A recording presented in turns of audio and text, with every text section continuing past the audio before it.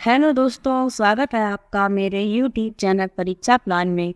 आज की वीडियो में हिंदी विषय के स्त्रीलिंग पुल्लिंग टॉपिक पर चर्चा करेंगे। तो चलिए वीडियो को शुरू करते हैं।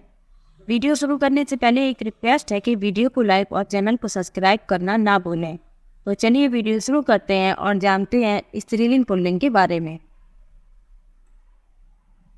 लिंग यानी जेंडर किसे कहते हैं? संज्ञा की जिस रूप से पुरुषत्व या स्त्रीत्व का बोध हो उसे ही लिंग कहते हैं। बोध गलत टाइप है, ये बोध होगा यहाँ पर, ये उसे ही लिंग कहते हैं। हिंदी भाषा में लिंग दो प्रकार के होते हैं। कौन कौन से होते हैं? एक पुल्लिंग और एक स्त्रीलिंग। जिससे पुरुष जाति का बोध होता है उसे पुल्लिंग कहते हैं, और जिससे स्त्री जाति का बोध होता है उसे स्त्रीलिंग कहते हैं। देख लीजिए, इम्पोर्टेंट ही यहाँ पर लिखे हैं। तो चाचा का क्या होता है? चाची। पोता का पोती, ये पुल्लिंग और ये स्त्रीलिंग। देव का देवी, भांजा का भांजी, पुत्र का पुत्री, कटोरा का कटोरी, कुमार का कुमारी।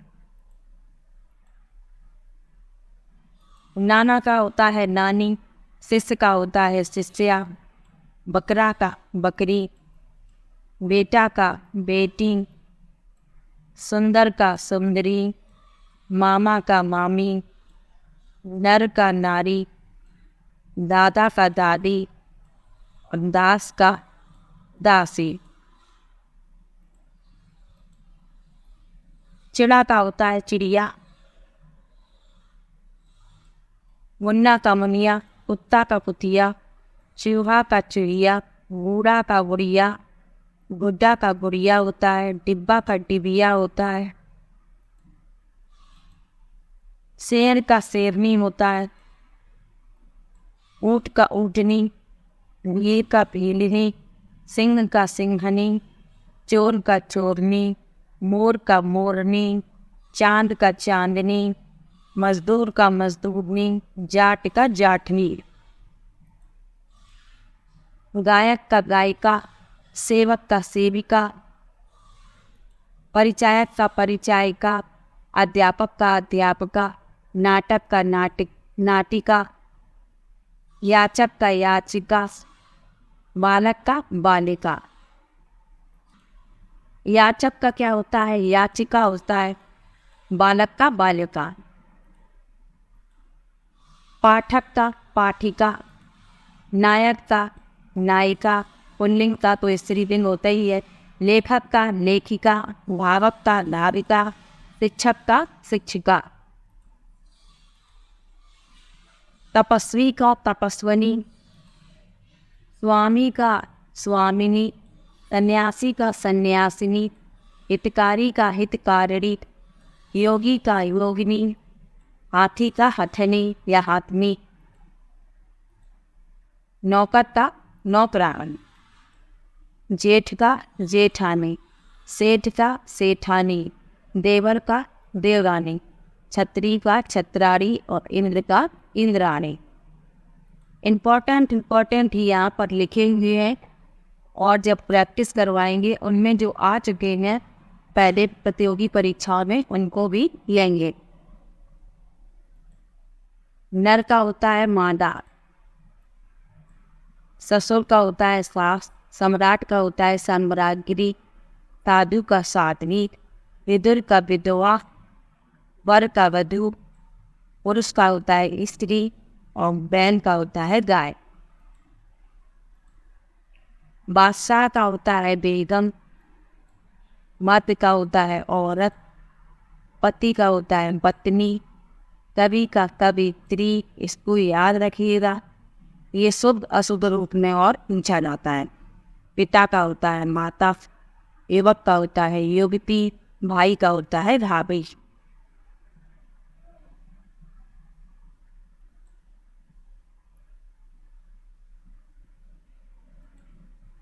ग्वाला का होता है ग्वालिन, सुनार का सुनारिन, चौरवी का चौधराइन, नाई का होता है नाइन, नाला का होता है नलाइन, हलवाई का होता है हलवाइन, जुलाहा का होता है जुलाहिन, धोबी का होता है धोबे, और पंडित का होता है पंडिताइन।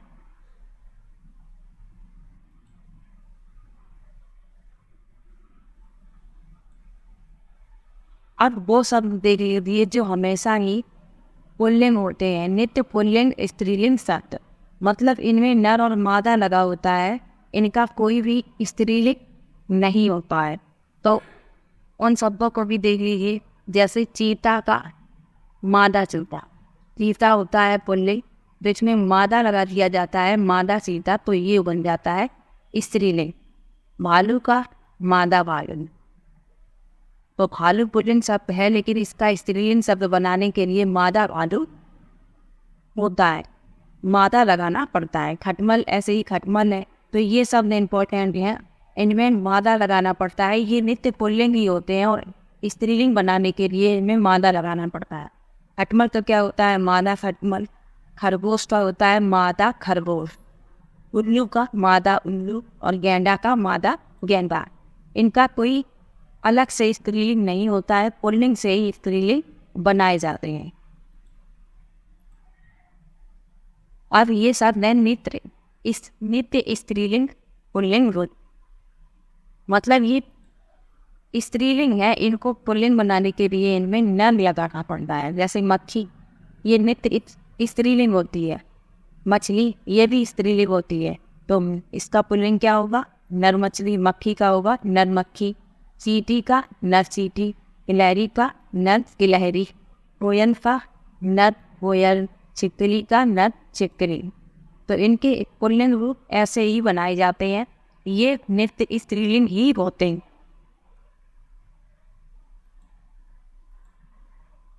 अब ये इम्पोर्टेंट शब्द देख लीजिए, सदा पुल्लिंग रहने वाले शब्द। कुछ शब्द ऐसे हैं जो हमेशा पुल्लिंग में ही इस्तेमाल किए जाते हैं, इनके स्त्रीलिंग नहीं बनते हैं। तो ये शब्द हैं, तो इन शब्दों को जानना जरूरी है।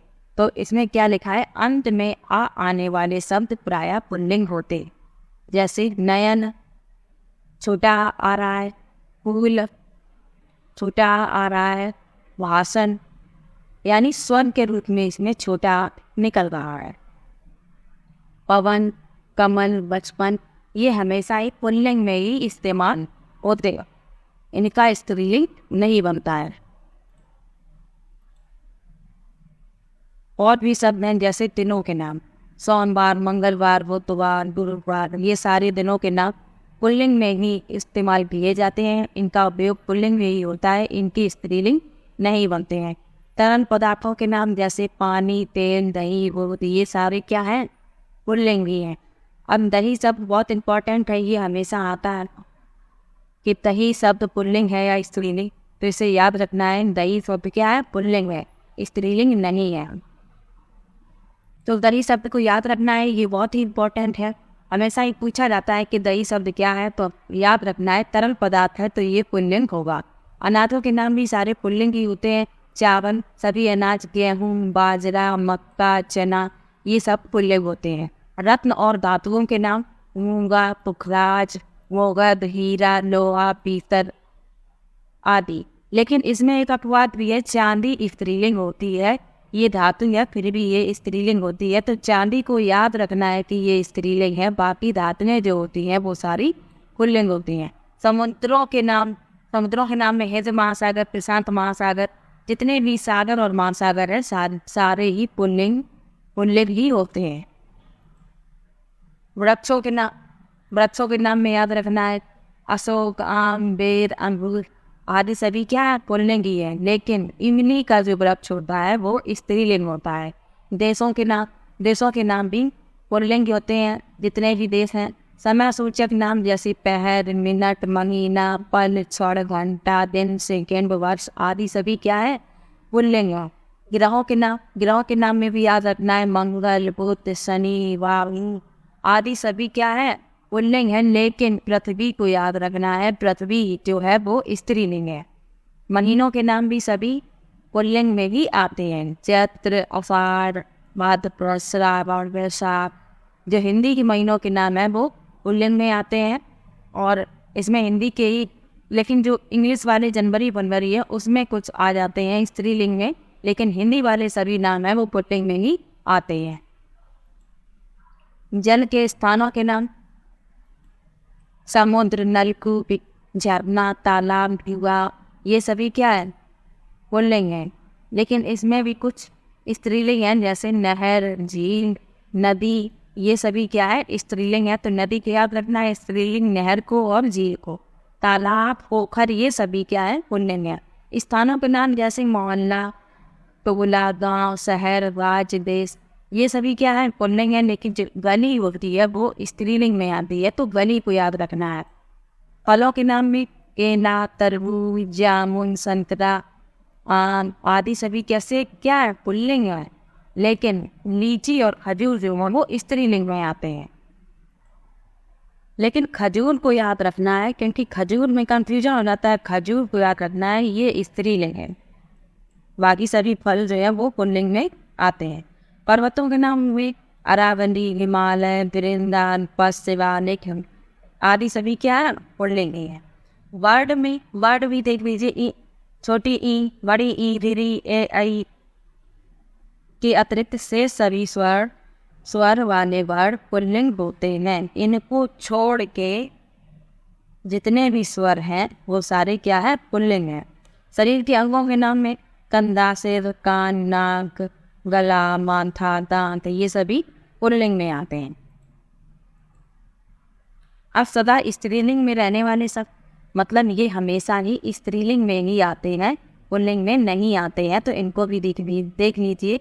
इन्हीं में से कोई शब्द पूछा जाता है, साधारण स्त्रीलिंग पुल्लिंग नहीं पूछे जाते हैं, तो इनको भी देखना जरूरी है। तो नदियों के नाम में सतलुज, गंगा, गोदावरी, रावी, व्यास, ये सभी क्या है? स्त्रीलिंग में आती हैं। लेकिन ब्रह्मपुत्र नदी है वो पुल्लिंग में आती है। तो इसी को याद रखना है कि अब नदियों के नाम में याद रहेगा कि ये सभी स्त्रीलिंग है, लेकिन ये एक अपवाद है कि ब्रह्मपुत्र नदी है वो पुल्लिंग में आती है, तो इसको याद रखना है। तो ब्रह्मपुत्र को याद रखेंगे कि ये पुल्लिंग में आता है। बाकी सभी ये नदियाँ जो है वो स्त्रीलिंग होती हैं, लेकिन ब्रह्मपुत्र पुल्लिंग है, इसको याद रखिएगा, ये इम्पोर्टेंट है। महीनों के नाम में देख लीजिए, जनवरी, फरवरी, मई, जुलाई, अगस्त, ये सभी क्या है? स्त्रीलिंग में आते हैं। और हिंदी के महीनों के नाम है वो पुल्लिंग में आते हैं, अभी पहले बताया था। लेकिन जो अंग्रेजी महीनों के नाम है वो स्त्रीलिंग में आते हैं। आभूषणों के नाम में चूड़ी, कंठी, माला, अंगूठी, बाली आदि सभी ये कैसे आते हैं? स्त्रीलिंग में आते हैं। बोलियों के नाम में मलयाली, भोजपुरी, अंगिका, राजस्थानी, मगही, ये सभी आते हैं स्त्रीलिंग में। आहारों के नाम में खिचड़ी, कढ़ी, कचौड़ी, रोटी, चपाती, दाल, ये सभी किसमें आती हैं? स्त्रीलिंग में आते हैं।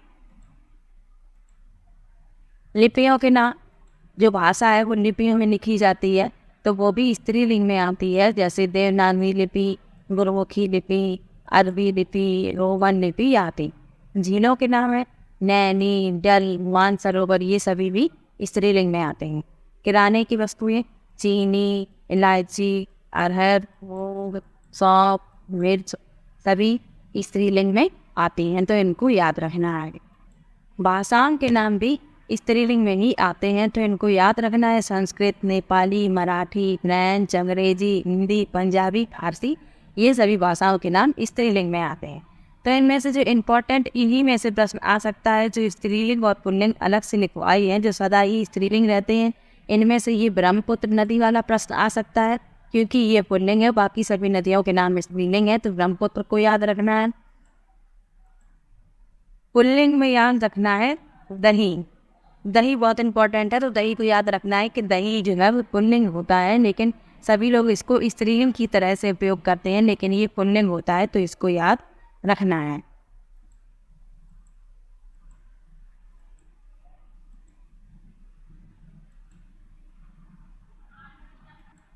तो आज की वीडियो में स्त्रीलिंग पुल्लिंग के बारे में जाना। अगला टॉपिक जो भी है सिलेबस के अनुसार उसी की वीडियो आएगी, और सिलेबस के अनुसार ही सारे टॉपिक को पढ़ा है। तो वीडियो कैसा लगा कमेंट बॉक्स में ज़रूर बताइएगा। वीडियो को लाइक और चैनल को सब्सक्राइब करना मत भूलिएगा। Thank you.